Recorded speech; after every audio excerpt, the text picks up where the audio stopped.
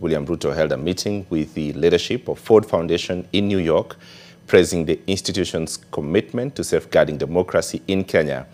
This is seen as a flip-flopping move, coming after his serious accusations against the American company for sponsoring what he termed as driving anarchy in the country during the anti-government protest in July.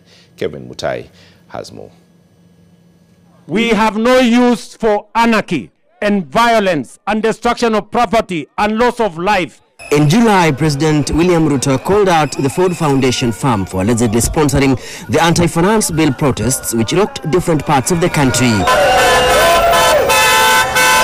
The seemingly act head of state threatened to even kick out the American firm for allegedly funding the violent protests that led to deaths, looting, and the destruction of property worth billions of shillings. Mimi nataka niulize watu wa Ford Foundation watuambie hiyo pesa wanatoa ifanye fujo ndio wapate faida gani? We are going to call them out and we are going to tell them if they are not interested in democracy in Kenya, if they are going to sponsor violence, if they are going to sponsor anarchy, we are going to call them out and we are going to tell them they either style up or they leave.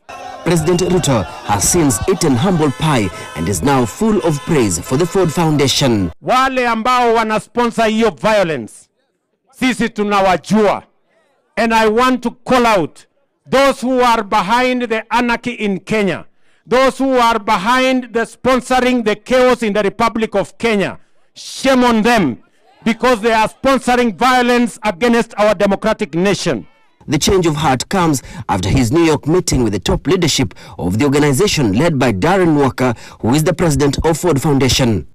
The head of state wrote on his social media platforms that, and I quote, Kenya appreciates the Ford Foundation's commitment to safeguarding our democracy and supporting Kenya's calls for reforms in the global economic institutions, climate action, and modern technology regulation. Key figures present in the meeting include Prime Cabinet Secretary Musalia Mudavadi, Azimio la Umoja leader Raila Odinga, and other senior government officials.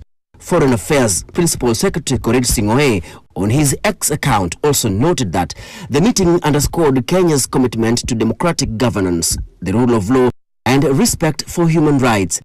It further stated that Ford Foundation's president applauded President Ruto for being a strong voice in the international stage on matters touching on reforming global economic governance institutions, climate change and technology regulation, committing Ford's willingness to support government of Kenya meet demands of the engagement. President Ruto also thanked the Ford Foundation for investing in Kenya's development in a relationship spanning over 60 years. Kevin Mutai, NTV, in Mombasa.